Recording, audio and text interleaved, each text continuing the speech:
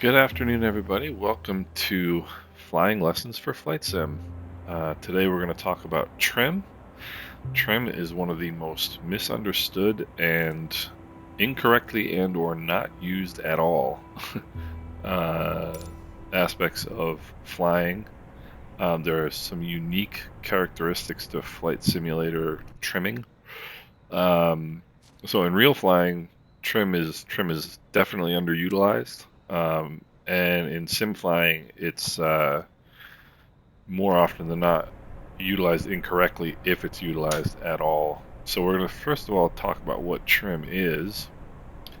Now, if we look at the elevator here, you can see this tab right along the right elevator of the 172. In planes like the Cherokee, which has a stabilator, which is a full, just instead of two separate elevators, it's got one big um, stabilator, and it's got the trim tab along the entire trailing edge of the stabilator. In the Cessna, it's like this, as you can see. And so, we all know that you operate it by the buttons on the yoke. So if I hold down the nose up trim button, this is what happens. The trim tab goes down, which basically just gets into the airflow below the elevator, and basically pushes this down, pushes the nose up. And when you go full nose up trim, you can see it takes a while.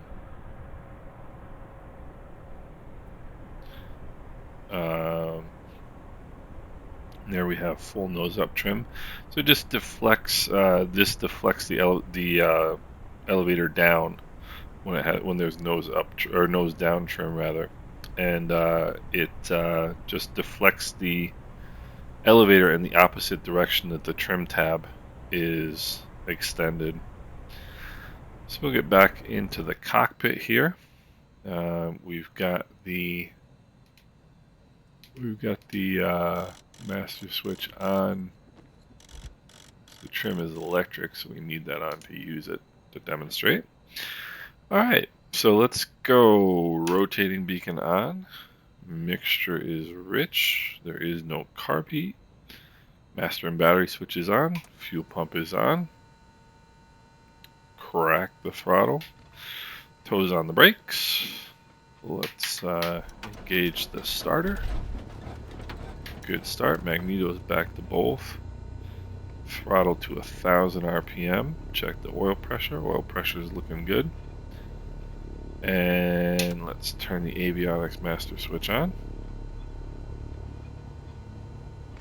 Just gonna hit B and get the local altimeter to do it the lazy way because we're not really. I'm gonna skip or kind of gloss over a lot of things that I would normally do on a flight of this nature, like a flight control check and all that sort of stuff, and engine run up. To give you just a quick background, if you're new to this channel, if you're maybe don't know, I am not a flight instructor. This is not meant for flight instruction, obviously, but I am an instrument-rated private pilot, and I know a thing or two about flying. Not a whole lot, but a thing or two. And so I just thought it'd be cool to share some stuff with you guys that make you better flight sim pilots. So let's release the brakes, and I'm going to go forward to the left here and then swing the airplane around because this plane has the turning radius of a steamship. And another thing you certainly don't know is that we are in Marie Galante, Guadeloupe. This is a little airport by a developer called SLH Sim Designs. Very simple airport, obviously, but it's a really cool, one of the outlying airports in Guadeloupe, which is actually made up of 5 islands. And I am full right rudder, and the airplane is not turning right. So it's crazy. I don't quite understand. But if you give it enough power and use the brakes, you can actually get the airplane to turn. Alright, so talking about trim. Trim has different functions in different, well, has the same function, but you use it in different ways in different phases of flight. I'm not on VATSIM, so I'm free to just roll onto the runway here, turn all my lights on. We're going to back taxi here, full length for the departure. Now on departure, what you want your trim to do is hold whatever airspeed is that you're targeting. In this plane, VY, which is your best rate of climb speed, is 74 knots. So what we're looking for is 74 knots on the climb out, at least for the first 500 feet above the ground, if not 1,000. And so when you look down here, you'll see there's a takeoff trim setting, a takeoff trim indication. And you also notice that the takeoff trim is not anywhere near the takeoff trim indication. So we'll get that fixed here in a second. Let's get ourselves turned around. No traffic coming down final, which there shouldn't be, and there's Guadalupe, which is just a gorgeous place. Went there on vacation in 2022. Beautiful island. Alright, so we're lined up here in the center line. I'm just going to put get the throttle back to 1,000 RPM. Apply the toe brakes. One thing I need to do is get the CDI set for GPS. That's good. So you'll see once again. So here's the trim indication, and what I need to do is put get it right here, which is where it says it needs to be for takeoff. Now I know that that's not going to be correct because I've tried this and it doesn't work. But theoretically, that should give you roundabout 74 knots of takeoff of airspeed once you're off the ground. And in trim, it's not going to work, but we'll demonstrate that, I guess. So mixture is rich, lights are on, fuel pumps on. Strange to have a fuel pump in a high-wing airplane. Anyway, let's get going. Takeoff power is coming in. Takeoff power is set. 2350 is good. Temperatures and pressures in the green. Alright, airspeed is alive. Using left rudder to hold center line, which makes absolutely no sense at all. 55 knots, and we'll rotate there. I'm flying this plane by the book. I would not, in real life, rotate this airplane at 55 knots. You can see right there, I'm holding 74 knots of airspeed. So if you're not familiar with it, what you want to do on departure is hold a specific airspeed, and you hold that airspeed with the pitch of your airplane. So you hold your nose wherever you need it to hold, wherever you need it to be, to maintain that 74 knots. You see we're getting a little slow, so I just let the nose come down a little bit, getting a little fast. I'll pull the nose up a little bit. It's about 10 degrees. Seems to work. Now what's happening is, if you can see, I'm going to let go of the pressure I have on the yoke. I have back pressure on this yoke to hold that 74 knots. I'm going to let that go right now, and you'll see that. See that? And see what happens?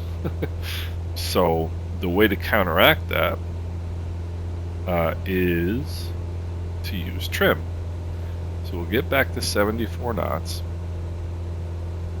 I'm just going to go back to about that 10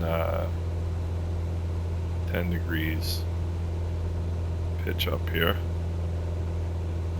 And we'll watch the speed lead off. And come on. Speed's coming down, coming down, coming down. Wait till it gets to about 74 knots. then what I'm going to do is start trimming. Let's see if we can hold this and you can see it at work here. Now what I'm doing is I'm just trying to use the trim to hold the pitch attitude that I need to keep the airspeed that I need, right? That seems to be working right about there. So now I should be able to, I'm not pulling back on the yoke, I'm not pushing forward on the yoke. The airplane is just climbing straight ahead at 74 knots. Now it's going to vary a little bit, but it shouldn't vary too much. And so the key thing to remember here is that we're not using the trim to hold a certain vertical speed. You're using the trim to hold a certain airspeed. We are now well above this gorgeous terrain here. This island is supposedly like the Caribbean was 50 years ago. There's just not a lot of development here. And it seems like a pretty awesome place. So I'm going to climb up to 3,000 feet. So once you get up to a certain altitude, maybe 1,000 feet above the ground, you can go to what we call cruise climb. And what you do is you just push the nose down until the airspeed picks up to about 90 knots. And once it gets to that 90 knots, what I'm going to do is use trim to hold that. See, and you can see me putting in nose down trim. It's best when you put it in little by little, like one click at a time. If you hold it down, it will often kind of sprint on you. And there we go. Got 90 knots worth of airspeed. I'm pretty happy. Because now I'm at 3,000 feet. Pull the power back to 2,400. Push the nose over.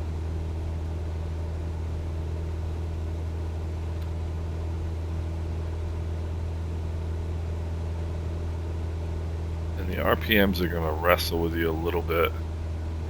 Because when you're pushing the nose down, the RPMs are going to increase. So you're going to be pulling back the power and reducing the RPMs, but as you push the nose down, that's going to increase the RPMs. I'm not going to explain why, because that's beyond the kind of the point of this video. And you just keep using the trim little by little by little until you get yourself to level flight. Now level flight, remember I said on takeoff what you want is a certain airspeed. And level flight what you want, and cruise flight what you want is a certain RPM setting. So I want 2,400 RPM. So I'm gonna mess around with that until it's exactly at 2,400 RPM. I'm gonna use little trim inputs to try to level the plane off. This is taking longer than it should. So there we go. And that's one of the things, trimming in real life is all done by feel, and it's much, much, much easier than it is in the sim. Like way easier. Trimming takes 2 seconds in the actual airplane, because you can just feel which direction the nose is either being trying to push down or trying to pull up, and correcting that, you just trim opposite that pressure. And it's very, very easy to fix in a real airplane. In the sim, you've got to do it by watching your vertical speed, essentially, which is much more difficult. A quick look outside. It is gorgeous out here. The reason I'm using the 172 G1000, number one, is because it's got the constant fluid dynamics and supposedly is the most accurate flying plane in the sim. The other reason is because of the digital readout, makes it easier to see what we're talking about. So I'm going to make a turn here to the north. That's our destination right over there. I'm going to make a turn here to the north. So the first thing we'll do is let's slow the plane down. So how do we slow the plane down? So we slow the plane down. I'm going to use the G1000 to keep my visual cues here. So we slow the plane down by pulling the power and maintaining the altitude. See, as I pull out the power, see the RPMs are decreasing, and now the nose wants to pitch down, and I'm just going to hold that nose up using the yoke. Now I know that about 2100 RPM in level flight is going to give me, now I'll start putting in some trim,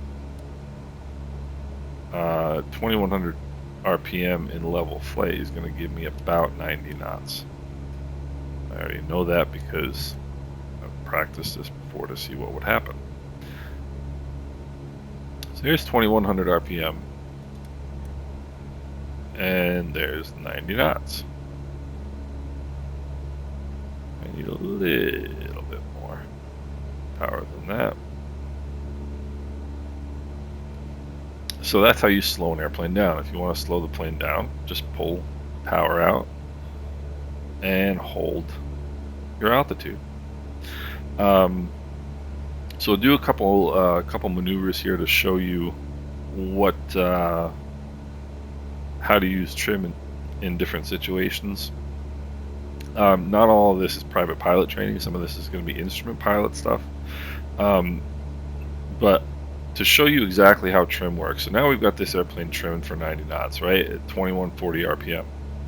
So now I'm going to give it full power. In a trainer like this, climb power is essentially full power because you need all the power you can get to make the airplane climb. So there's full throttle. So what do you think is going to happen to the airspeed? It will go up initially. You see it coming back down. Now you see it's below what it's trimmed for, so the nose will come back down to speed up a little bit. And I'm not touching the trim, I'm not touching the elevator, I'm not touching anything except for the yoke to keep us going straight ahead. So at 2100 RPM we were getting 90 knots in level flight. At 2530 RPM, which is full power, we are getting 90 knots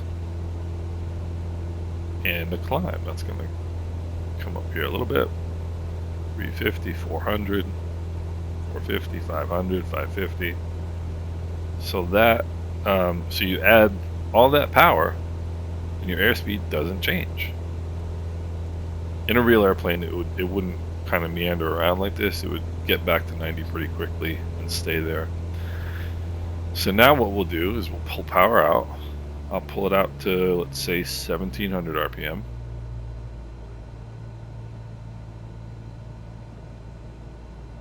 And the nose is going to pitch down. Now the airplane slowed down initially because there was less power. But again, what it's going to do now, and it might take a minute to get there. Let's see, 87, 86. What it's going to do now is find whatever descent rate it needs to hold the trimmed airspeed of 90 knots. So the lesson from this is you trim for airspeed, and that's the thing to remember. I'm gonna make a right-hand turn here, keep us out of the clouds. So you don't trim for a vertical speed, you trim for an airspeed. And once you have that airspeed established, your plane will maintain that airspeed and either fly level, climb, or descend, depending on what it needs to do, whatever, given whatever power setting you have, in order to maintain that airspeed. So if we come back up to 2100 RPM, what we expect, Now see, the airplane is flying too fast, 97. So what it's going to do is pitch nose up to bleed the airspeed off.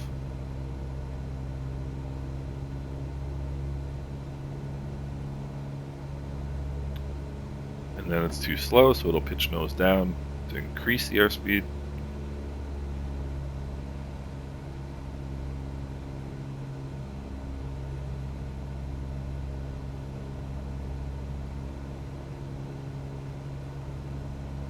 And then it should settle again right at 90 knots and level flight. We'll get there here shortly. So a properly simulated airplane in this case will maintain whatever airspeed you have it trimmed for, and that's the important thing to remember.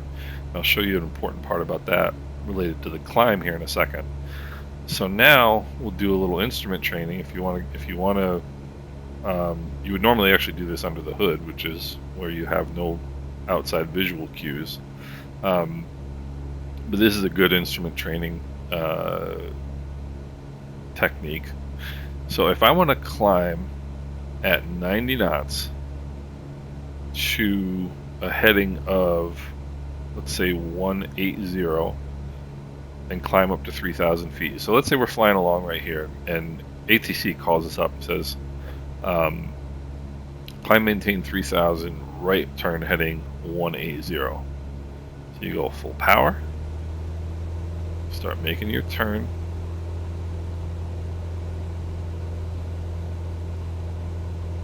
Now what we're going to have to look for, you're going to be looking for a couple things.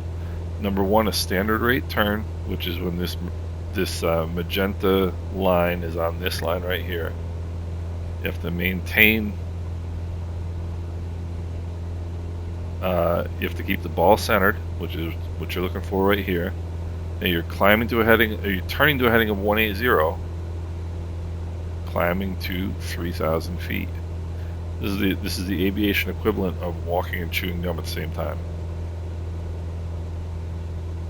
So there's 3,000. So I'm going to push the nose over and pull the power back. I'm going to keep your turn going.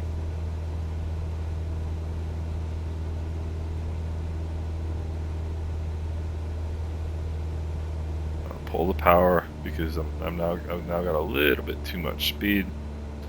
And then we roll out 180 degrees, southerly heading, 3,000 feet, 90 knots. Now let's say, it's actually, we'll make this a little bit more challenging. I'm going to go to about 2,400 RPM. That's going to increase our airspeed.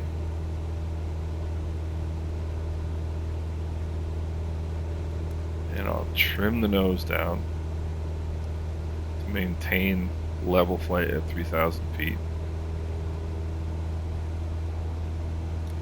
Oopsie daisy.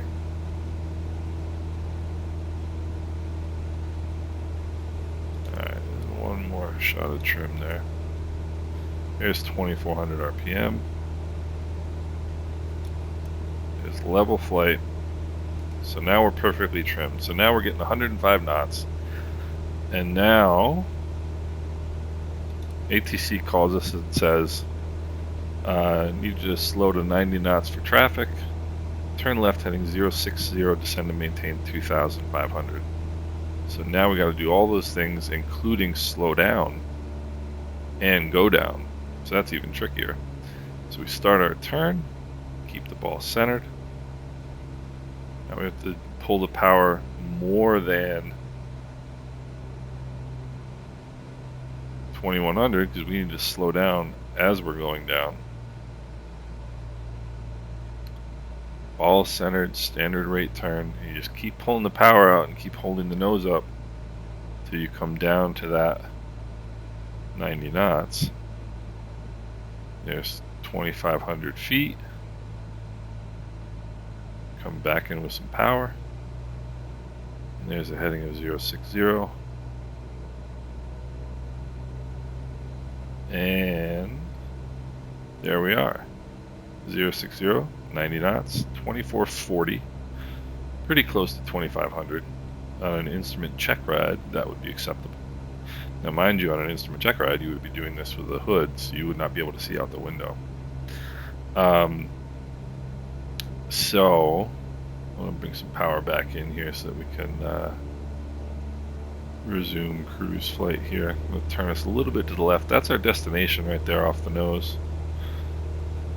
And anyway, if you do those exercises, especially the constant speed turning descents to a specific heading and a specific altitude, really going to make you a better pilot, because you're going to have to you're watching your airspeed, anticipating your heading, maintaining or descending or climbing to a specific altitude, and doing all those things at the same time.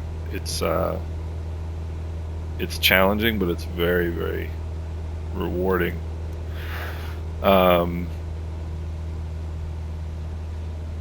So now we're at 2,500 feet. I'm going to keep it right here just because we are going to make our way over to Desirade. Actually, you know what? I'm going to climb up to 3,000 because we want to do some descending. So I'm going to go full power. Climb straight ahead here until we get to 3,000 feet.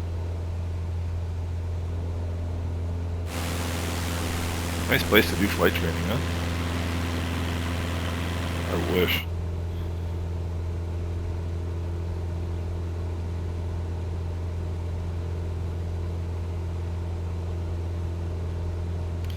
So again, there's our destination over there. And there's something specific I want to show you guys about descent and approach.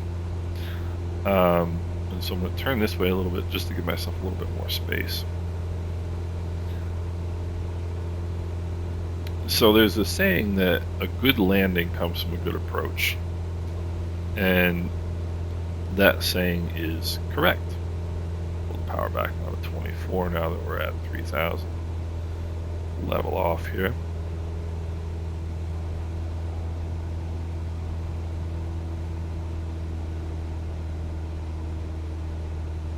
Alright, so how to initiate a descent. Got us trimmed here for level flight. Make a left-hand turn. We're going to come around. We're landing this way. So we're sort of on a base leg right now. Just a very long base leg. We're about just outside 10 miles from the airport. And 10 miles from the airport is about where I would start a descent in this airplane. So here we are, level at 3,000, 10 miles from the airport, and what I want is basically about a 300 or 400 foot per minute descent. So how do you initiate that descent? In the descent, we're not really looking for, at least at this point, a specific airspeed. What I'm looking for is a vertical speed. So everything is, everything is stable. 3,000 feet, level flight. To start the descent, all I'm going to do is pull about 200 horsepower, about 200 RPM, 200 horsepower, about 200 RPM of power out.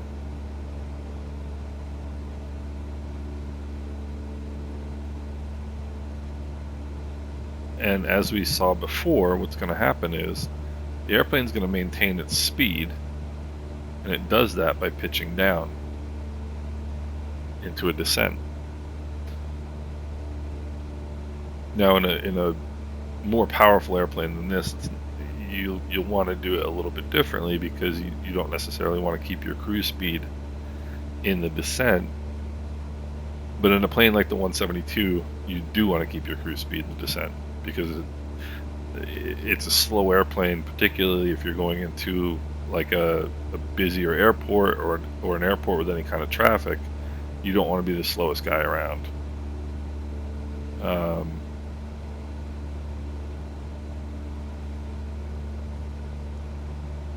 I'm going to pull it back to 2100.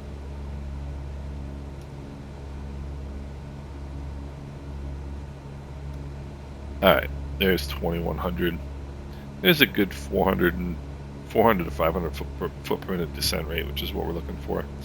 I would rather have a little bit more of a descent rather than less, simply because I need to slow down once we get lower anyhow, and I can slow down by arresting the descent rate, by pulling back on the nose. I'm just going to let the plane come down. Now this is one of the most, believe it or not, one of the most challenging parts of instrument training, is going from being a VFR pilot to learning how to fly long straight-in approaches, because that's what instrument approaches are. This is the visual kind of equivalent of a instrument approach. You know, a 10-mile final is pretty typical. And so what's challenging about it is you can see we're getting blown off to the right a little bit by this wind, or to the left rather. And so you're trying to maintain center line. Obviously on an instrument approach it would be, you know, following the needles.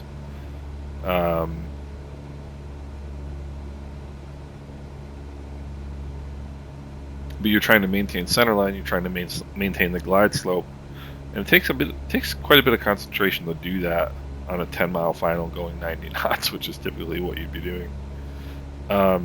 So we're about 5 miles out now, and so what I'm going to do is pull even more power out, and I'm going to pull it back to about 1800, because I do want to start slowing the plane down now. And that's going to increase the descent rate even more. You can see the nose dropping, and so let's go 1700. And then what I can do is pull the nose up, and that's going to help slow the airplane down. So now I can slowly start putting in nose up trim to slow the airplane. And we're within the flap range for the first notch of flaps. I'll put in the first notch of flaps. And now we're at 85 knots, so I will put in the second notch of flaps. And you're going to have to probably retrim the airplane.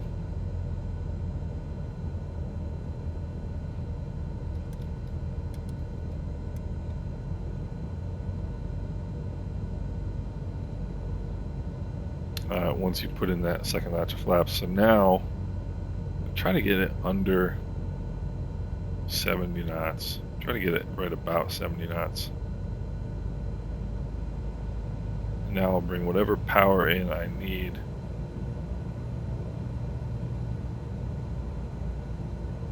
To reset my view here. Whatever power I need to maintain about a 450 foot per minute descent rate.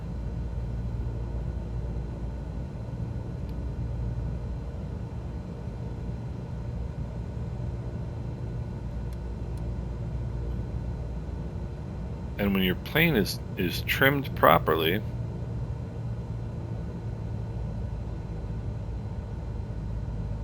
you've got the airspeed that you need, and then you just control your descent rate with your power. And this thing is super floaty. It's just super floaty.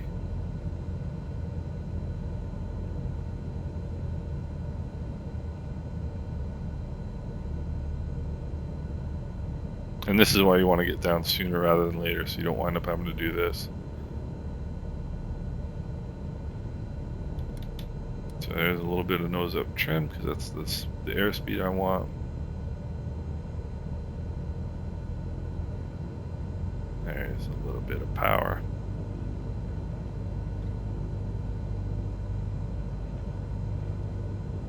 Little bit of power. There's the power out.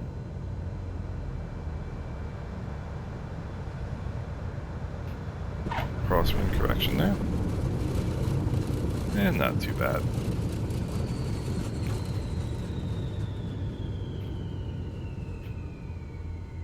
So, and we'll lean the mixture a little bit for taxi. For whatever reason, this airplane likes turning left more. It doesn't really like turning at all. It's just, I don't understand why this airplane is so difficult to turn. Doesn't make any sense. And usually what you'll find if you are trimming on the descent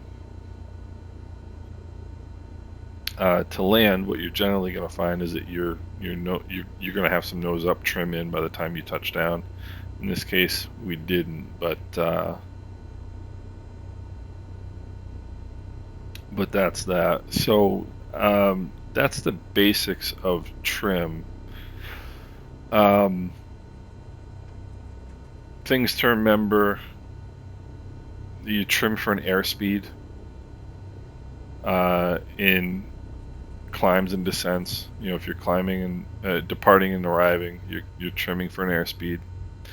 In cruise flight, you want to be at a specific RPM and maintaining level flight. And take whatever airspeed the airplane will give you. And that's a short intro to trim. Let me know what you guys think. There's some other things about trim that I've thought about that I haven't included here that maybe I could. If you guys want some more information on the subject, let me know. I can do maybe a little bit more in-depth video. I just wanted to show you guys the basics and see what you think of the idea of, you know, kind of training videos just to learn, you know, some basic concepts. Pull the mixture, the idle cutoff. Let's set the parking brake. Turn our lights off.